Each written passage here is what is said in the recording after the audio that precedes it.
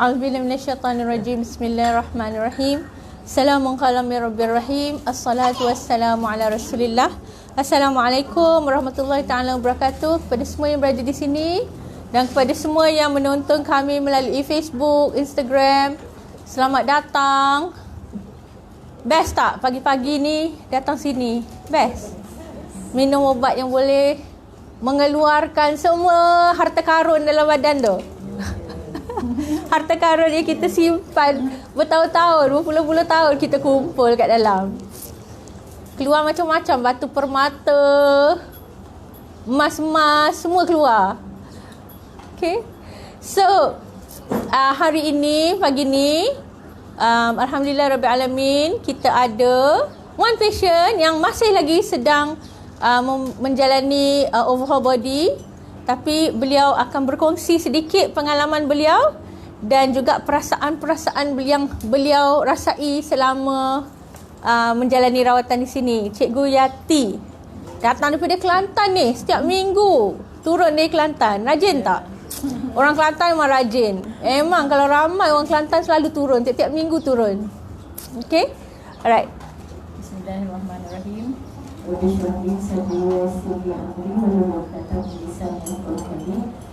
kasih kepada doktor yang sudi menjemput saya ini untuk share lah.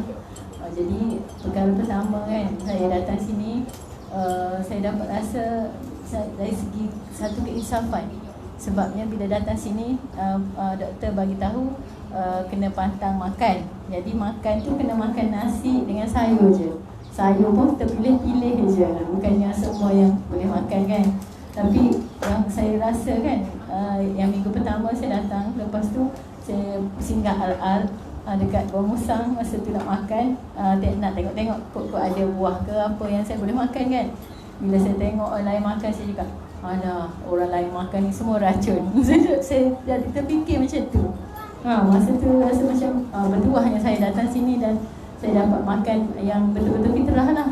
Lepas tu yang ada sehari dua hari lepas saya baca dekat internet bahawasanya rupanya pemakanan yang sayur dengan buah-buahan ni bagus sebab dia macam fitrah.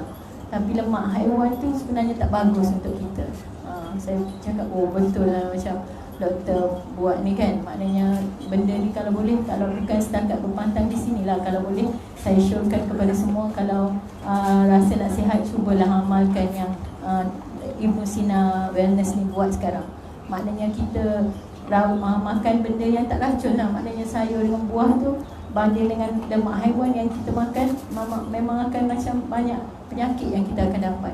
Dan di situ yang saya sedar dan saya bersyukurlah dapat datang sini dan tahu tentang ni semua.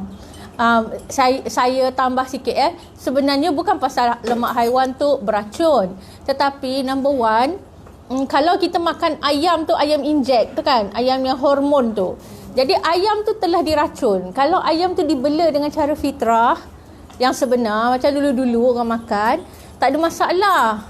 Okay, tu yang kedua. Bila mereka sembelih lembu kan, sepatutnya lembu tu kalau ikut hukum Islam halalan thayyiban tu, lembu tu kena sangat relax. Okay, kita dah biar dia relax. Jangan kita baru ikat masuk ni terus nak sembelih. Tak, kita ikat dia, kita letak dia, kita biar dia sekejap, bagi dia dapat tenang dulu. Lepas dia tenang baru kita sembelih kan. Jadi benda tu tidak berlaku sekarang ni sebab kita dah jadi production. Okay, so bila production, lembu tu dia berjalan masuk dalam tu, tiba-tiba dia kena stun dengan current kan. Bila dia dalam keadaan terkejut tu, jadi dia tak meronta, senang dia nak sembelih. Betul, kita senang nak sembelih kalau dia tak meronta. Tetapi masalahnya bila kita terkejut kan, kita bekukan darah semua beku atau terperangkap di dalam blood vessel kita. Okay, jadi bila macam tu, bila dia sembelih, darah tu tak semua mengalir keluar. Sebab yang kita nak kena bagi animal tu, haiwan tu relax, tenang, supaya bila kita sembelih tu, and then ada kan tempat urat yang kita nak kena supaya dia betul-betul mati masa immediately kita sembelih. Sekali sembelih tu dia betul-betul mati terus. Jangan kita tersalah tak dapat urat dia yang betul, jadi dia macam ronta and then slow death. kematian yang perlahan-lahan. Tak boleh. Kita kena terus matikan dia. Jadi bila macam tu, dia tak sempat nak react, jadi darah dia akan keluar. Banyak darah akan keluar. Bila darah tu keluar banyak, besok ni bila you lapah daging tu kan, you bersihkan dia, daging tu tak banyak keluar darah. Sedangkan kalau you tengok hari ni, kalau you beli daging kat pasar, you bawa balik, kalau you masuk dalam peti beku, bila you defrost dia keluar darah. Dan sementara kita nak potong bawang, nak apa, kita dah cuci dah tau. Okey, dia dah lembut, kita dah cuci dengan garam apa semua. Lepas tu kita tengah potong bawang ke, tengah tumis bawang ke. Sementara kita tengah tumis bawang dengan rempah tu, kita nak masukkan daging, dah darah balik. Okey? Itu semua adalah darah yang dia trap dalam dia punya blood vessel. Benda tu racun bagi kita. Darah dia tu racun. Daging dia tu halal. Okay. So, it is lifestyle sekarang ni yang membuatkan benda tu beracun. Dan of course satu lagi, sunnah Rasulullah SAW bukan makan daging ayam, ikan tu 3-4 kali sehari. Atau 2-3 kali sehari. Kita sekarang breakfast nasi lemak ayam atau paru atau apa hati lembu atau kerang atau dan sebagainya. Lunch dah makanlah daging ayam, ikan, udang, whatever. Lepas tu dinner lagi. Okay? So kita makan 3 kali sehari. Baginda makan 6 bulan sekali. Benda tu memang halal untuk kita makan, dia tak haram. Tetapi cara pemakanan kita kena tengok balik cara baginda makan. Sebab dilaporkan dalam kitab-kitab hadis, para sahabat nampak dapur baginda orang dulu kan dia masak pakai kayu api. So bila dia masak tu, dapur tu berasap lah. Mesti nampak asap tu keluar. Bukan macam dapur gas kita hari ni. Okay? So para sahabat nampak dapur baginda berasap selalunya 6 bulan sekali. And adalah sahabat yang nampak 3 bulan. Tapi laporan yang 3 bulan tu sikit. Yang 6 bulan tu ramai. So antara 3 bulan ke 6 bulan setahun sekali yang baginda makan, kita bukan 3 ke 6 bulan kan, kita 3 kali sehari. So kita jamkan sistem kita. Okay, blender dalam perut kita tu tak cukup kuat nak blend haiwan yang sebegitu banyak setiap hari. Sebab tu hari ni masalah sembelit, hampir semua orang ada masalah sembelit. Okay, and kalau lah orang tu membuang setiap hari pun dia tak dapat membuang sepenuhnya. So bila kita kumpul najis yang banyak dalam perut kita, you imagine lah macam mana dia efek darah kita, dia efek organ-organ lain sekeliling kita. Okay, you imagine that je. Cuba imagine, you letaklah, you simpan, kata you siang ikan kan, separuh you buang, separuh you simpan je dalam dapur, kumpul. Boleh tak? Cuba you ambil ibarat tu untuk apa yang sedang berlaku di dalam kolon kita setiap hari. Okay? So macam Puan Yati cakap, bila dia dapat tengok orang, and dia dapat rasa daripada naluri dia, diorang ni makan racun. Itu adalah nikmat sebenarnya daripada Allah SWT, kerana Allah memberikan kita perasaan tu. Kalau tidak, yang selalunya kalau kita duduk dengan nafsu kita, kita akan rasa apa? Alah, orang ni semua dapat makan sedap-sedap, saya tak dapat makan. Tapi kalau you boleh nampak makanan tu sebenarnya racun, dan you rasa, saya terselamat, Alhamdulillah lah, saya terselamat. Okay? So it's a different perspective. Tetapi benda tu memerlukan pembukaan pada jiwa, penyerahan diri kepada Allah SWT. Okay, sorry, continue. Lepas tu satu lagi kan, macam kalau sebelum ni kalau kita nak makan, kita macam saya sendirilah, orang lain tak tahulah. Tapi bila saya datang sini, saya dapat tahu macam ni, saya lebih macam seronok kalau boleh macam tahu pasal makanan, pasal maknanya kalau buka internet tu rasa nak carilah. Maknanya macam saya selalu share dengan adik saya, kalau macam saya baca sekarang ni saya tahu daripada orang kantin kat sekolah, Dia kata kalau macam sayur ke buah tu, kalau kita nak makan, kita rendam dulu dalam air garam. Dia kata buang racun. Sebab dia pun pernah, husband dia kanser. Tapi dia datang rawatan kat sini lama dah. Tapi sebelum ada Ibnu Sina lagi. Tapi dia datang dekat sini, dekat pusat rawatan Islam lain lah.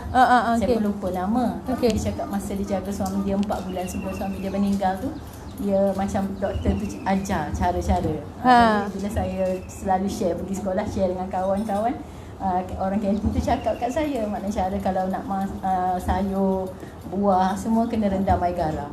Sekarang ni saya share dekat adik saya pula. Alhamdulillah. Macam mana kan. Yang terbaru doktor, saya nak tanya, betul ke kalau macam ayam dengan daging ni, kalau kita betternya kita rendam juga air garam? Ya. Dia kata boleh buang dia punya antibiotik. Kalau sebab dia makan antibiotik tu diserapkan di dalam hormon dia. Yang itu kita tak dapat buang sepenuhnya sebab dia dah sebati kan. Tapi macam sayur-sayuran dan buah-buahan ni kan, dia pokok-pokok tumbuh-tumbuhan kan dispray dengan pesticide, dengan racun perosak haiwan tu. Jadi kita nak buang racun perosak tu, kita kena rendamlah dalam air garam. Benda tu saya jarang share dengan orang, saya lupa. Tapi memang sayur-sayuran dan buah-buahan memang kita kena rendam dalam air garam. Okey. Kalau daging, ayam, ikan pun memang daripada zaman mak-mak kita pun, nenek kita pun, kita cuci dengan air garam kan? So yang itu dah memang kita nak menyucikan dia daripada toksik-toksik, nak kembangkan dia, nak lembutkan dia. Okay, garam ni dia ada banyak kelebihan dia. Yang itu saya tak boleh nak share hari ni sebab panjang nanti kalau nak share. Dia satu topik yang berlainan.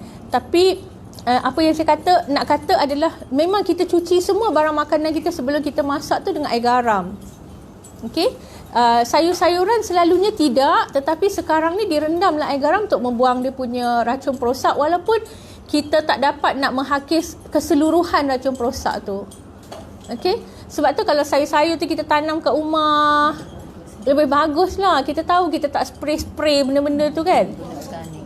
Lepas tu ayam pun kalau you bela sendiri kat rumah kan, ayam ni tak susah sangat nak bela.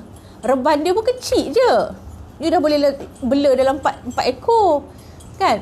So kalau you bela dan dia bertelur, ekonomi you pun lebih lebih bagus sebab you tak payah keluar pergi beli ayam. Silap-silap jiran-jiran datang nak beli ayam kat you. Okay, telur dapat free, ayam dapat free. Tak cukup nak makan, boleh jual, boleh dapat lagi pendapatan kan. So sebenarnya kalau kita tengok ekonomi yang Allah SWT beri pada kita, ekonomi dia melimpah ruah. Okay, ekonomi yang dibuat oleh manusia, sistem ekonomi moden ini adalah ekonomi yang memiskinkan manusia. Okay, yang membuatkan kita sangat dependent on duit. Kita rasa kalau kita tak ada duit, kita tak boleh makan. Tak, sebenarnya tak. You beli 2 ekor ayam, betina dengan jantan sekor. Tengok besok dia dah bertelur. Telur dah menetas, you dah dapat 4, 5 ekor, 6 ekor, 10 ekor ayam. Daripada 10 ekor ayam tu, nanti dia menetas lagi, bertelur lagi, menetas lagi, boleh jadi 100 ekor ayam. Okay? Macam tu juga dengan kambing, macam tu juga dengan lembu. Macam tu juga dengan tumbuh-tumbuhan. You tanam sikit, esok ni dia tumbuh lagi banyak. Okay? Jadi sistem ekonomi Allah SWT sangat mengkayakan kita. Dia melimpah ruah. Tetapi bila kita dependent on, kita tak boleh nak tanam sikit pun, kita harus membeli. Itu yang memiskinkan kita. Okay? Lepas tu kebanyakan duit kita pergi kepada pembelian apa? Pembelian barang-barang proses. Okay? Saya sedar diri saya sendiri dulu, kami kalau pergi supermarket tu, nak beli barang-barang kat supermarket, dia punya perbelanjaan lebih daripada barang-barang di pasar basah. Okay? So kita nak beli cornflakes, kita nak beli Coco Crunch, kita nak beli biskut beberapa macam, beberapa jenis. Lepas tu kita nak beli butter, nak beli jam, nak beli apa lagi, kopi, nak beli teh, nak beli benda-benda apa lagi, gula, tepung. Gula tepung tu tak apalah juga kan, dia macam makanan asas yang kita nak buat something else kan. Tetapi ini makanan yang dah sedia ada tu, yang dah sedia dibuat tu, kita beli banyak sangat. Okey? Jadi benda-benda tu makanan mati. Sebenarnya dia mengenyangkan nafsu kita tetapi tidak memberi nutrisi zat kepada sel-sel kita. Dan kita makan makanan mati ni terlalu banyak. So bila kita makan makanan mati ni terlalu banyak, matilah sel-sel kita. Lepas tu kita sakit penyakit kronik, kita tanya kenapa jadi macam ni kat saya. Kita menzalimi diri kita sendiri tanpa kita sedari. Sebab dia lifestyle moden. Kita ingat kan apa yang tunjuk dalam iklan TV tu semuanya betul dan bagus. Okay? Alright. Ada apa-apa lagi Yati? Ada lah. Cuma satu lagi doktor sebut tadi pasal daging kan, darah kan. Jadi saya baru dapat tahu juga, maknanya kalau kita nak masak lagi better kalau kita basuh tu sampai putih dia punya daging. Sampai hilanglah darah dia tu. Baru kita masak. Kalau sebelum ni saya tak kisah, ada darah je saya masak je macam tu. So tak tahu kan. Maknanya selepas ni macam sekarang ialah tak makan, tapi nak cerita pasal yang lepas-lepas. Lepas-lepas kita tak kisah kalau kita letak dalam air pun daging tu kita nampak lagi darah merah, kita terus je masak. Tapi sebenarnya tak bagus lah. Tak bagus, Setengah orang dia ingat benda tu lebih sedap, nanti melazatkan dia punya masakan. Dia akan tuang sekali dengan darah-darahnya. Okay. Saya duduk kat Yaman for a few years tu kan. Saya tengok, saya pelik. Masa tu saya tak sedar tau. Saya tahu pasal hal yang dia orang stun lembu tu, dia orang stun kan, dia bagi kejutan elektrik tu. Itu saya tahu, tapi saya tak sedar saya dah fikir masa tu, kenapa bila saya beli daging dekat sana, daging tu tak keluar darah. Sikit je, kalau keluar pun tak banyak lah, sikit sangat lah, terlalu sedikit. Okay. Jadi kadang-kadang kita akan rendam lama sikit. Sebab kenapa darah dia tak keluar? Sebab kalau kat sini saya dah tahu saya akan rendam lama supaya darah tu semua keluar. And then dia dah banyak keluar, baru kita pakai daging tu untuk nak masak. Di sana saya kadang-kadang saya risau. Mula-mula tu saya sangat risau. Kenapa daging kat sini tak nak keluar darah? Jadi saya lama-lama kita nak masak dah kan, dah lambat masa kan. Jadi kita masak je. Tapi saya akan risau di dalam jiwa saya, kenapa daging kat sini tak keluar darah? Lepas tu saya macam mana ya, adalah some proses kan yang happen. Sebab dia orang tak jual daging macam kita pergi kat pasar macam ni dah daging bergantung. Dia ada tempat penyembelihan daging tu, tempat tu lah yang dia jual. Betul tak? Saya rasa kalau tak salah saya tersedar masa dia orang sembelih daging tu, saya tersedar kata darah tu semua dah terpancut keluar. Allah beri kat saya ilmu masa tu, hidayah pada saya, ilham pada saya bahawa darah tu keluar dah. Sebab tu daging dia best, tak ada darah, tak berdarah. Okey. Baru saya sedar bila saya balik Malaysia, mula tu saya geli nak makan daging kat sini. Sebab kita dah biasa dapat daging tu pucat, dah tak ada darah. Okay. So jadi benda-benda tu yang menambahkan racun pada kita. Walaupun daging tu segar, walaupun daging tu katalah organik dan sebagainya, tetapi kalau dia sembelih tu dia tak dapat mengeluarkan darah tu sepenuhnya, then dia akan membuatkan kita sakit. Okay. So kita berhati-hatilah. Macam beberapa bulan sudah saya ada buat kenduri. Saya pergi tempat pusat penyembelihan sebab saya nak korbankan seekor lembu kan. Pergi kat pusat penyembelihan tu. Jadi bila saya pergi kat pusat penyembelihan tu, saya tanya dengan diorang kan whether dia kejutkan tak tu. Dia kata adalah sikit lah kak, kalau tidak kan nanti diorang susah lah kita nak sembelih, dia kata. Lepas tu saya cakap boleh tak kalau akak nak minta jangan buat macam tu, kita tunggu je sekejap. Lama lah kak nak tunggu, kata dia. Saya kata tak apalah, saya tunggu. So kita tunggulah sekejap. Tunggulah dalam setengah jam ke 20 minit ke macam tu. Untuk lembu tu macam dia dah leka kan. Mula-mula bila dia masuk kat tempat penyembelihan tu, dia dah tahu dia nak kena sembelih. Dia panik lah sekejap. Lepas tu bila dia tengok tak ada apa happen pun, dia start to relax. Bila dia start to relax tu, time tu yang kita sembelih dia.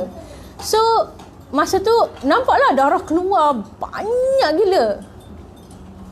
Okay. So you've got to get the animal to relax dulu.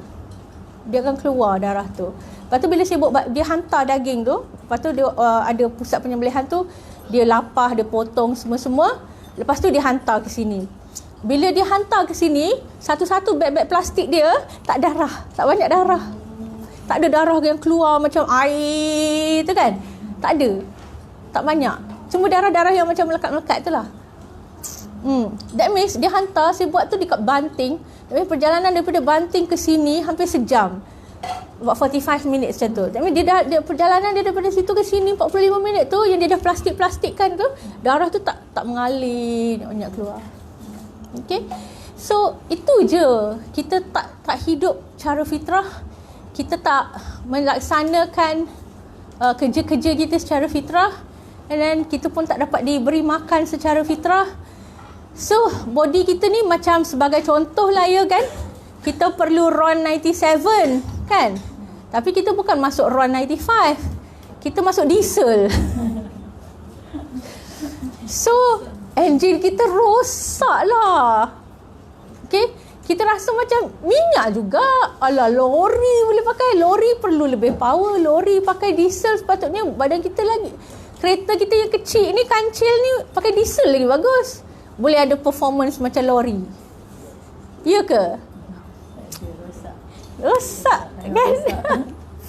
So macam tu lah lebih kurang. So zaman hari ni everything is set up to make money. Okay? Everybody wants to make money. They don't care. Tak ada perhatian sama ada cara kita buat duit tu akan memusnahkan orang lain ke, akan merosakkan orang lain ke, akan menganiayai orang lain ke. Tak ada conscience. Okay? And tak ada pemikiran bahawa kita ni nak kembali balik pada Allah ni. Kita nak menjawab balik pada Allah ni. Apa kita nak jawab? Apa kita nak jawab? Bukan sahaja kita menganiayai diri. Kalau saya buat produk, and kalau produk tu saya katalah saya owner of some food chain. Okay, makanan segera makanan proses. And produk tu memang ramai orang suka, gila-gila suka. Macam mi segera hari ni kan, semua orang beli mi segera. Ada tak rumah yang tak beli mi segera? Hampir tak ada. Ada tak student universiti yang tak makan mi segera? Hampir tak ada. Semua orang makan, sangat famous kan. Tetapi esok ni dengan Allah SWT, saya bukan menganiayai diri saya sendiri, saya menganiayai ramai berjuta-juta orang. Macam mana saya nak jawab? Macam mana saya nak get out of that trouble nanti bila berdepan dengan Allah SWT? Siapa fikir? Siapa merasai? Siapa ambil tanggungjawab tu? Tak ada. Okay? Kita hanya bina perniagaan. Oh, kita kena give everybody entrepreneurial skill. Skill untuk menjadi usahawan. Skill usahawan. Ilmu usahawan. Tapi sebagai usahawan ni kita merosakkan orang lain ke tidak ke? Tak apa. Dia tak bunuh direct. Yelah, orang tu tak adalah minum hari ni terus drop dead. Tapi over time, kan? So nobody cares. And nobody stop each other. Tak ada orang yang boleh mengamuk and marah kata orang buat produk yang cause cancer. Sedangkan banyak keluar dalam TV, dalam radio, dalam internet, semua keluar kan. Coca-Cola cause cancer. Coca-Cola makes the most amount of money in the world. McDonald's punya makanan like burgers, like dia punya beef patty dia tu cause cancer. Nobody cares. Nobody can. Siapa boleh mengamuk and salahkan McDonald's? Tak ada. So macam mana kita nak jawab balik dengan Allah SWT? Kita tak tahu. Okay? And nobody thinks of that. Okay. Itu sahaja sharing untuk hari ini. Semoga You all share lah ya hari ni punya FB Live dengan kawan-kawan, dengan saudara mara, dengan jiran-jiran, dengan orang yang you tak kenal pun, dalam Facebook group, WhatsApp group you semua tu. And semoga orang mendapat manfaat daripada apa yang kita sampaikan pada hari ni. Wabillahi taufiq wal hidayah. Wassalamualaikum warahmatullahi taala wabarakatuh. Assalamualaikum.